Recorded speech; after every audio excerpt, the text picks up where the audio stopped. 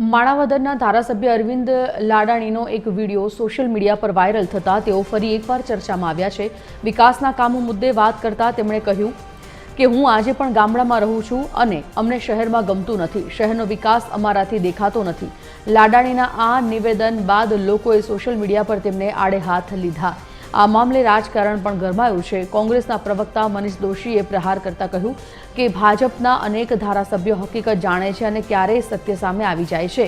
તેમણે મુખ્યમંત્રીને અપીલ કરી કે ભાજપે પોતાના જ ધારાસભ્યોની વ્યથા સાંભળવી જોઈએ। હાલ આ વાયરલ વિડીયો અને તેના પરની પ્રતિક્રિયાઓ ચર્ચાનો વિષય બની છે।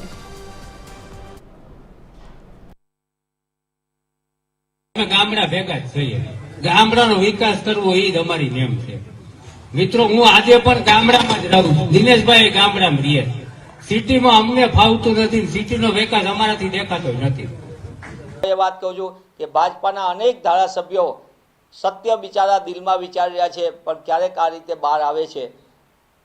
એનાથી એક વાત તો સ્પષ્ટ છે કે ભાજપા સરકારની નીતિ ગુજરાતના 18,000 ગામોમાં, જ્યાં 3 ગામ ને 5 ગામ વચ્ચે એક તલાટી છે, અનેક ગામોની અંદર ગ્રામ સેવકો નથી, અનેક વિસ્તારોની અંદર ગ્રામ્ય વિસ્તારની યોજનાઓનો લાભ એમના સુધી આપવામાં નથી આવતો, અને એના કારણે ગ્રામ્ય વિસ્તારમાં લોકો પારાવાર મુશ્કેલીનો સામનો કરી રહ્યા છે। ત્યારે ભાજપા સરકાર તેમના જ ધારાસભ્ય કહી રહ્યા હોય તો હવે ભૂપેન્દ્ર પટેલજીની સરકાર જો થોડી પણ શરમ હોય તો ગ્રામ્ય વિસ્તારના માટે કામ કરે।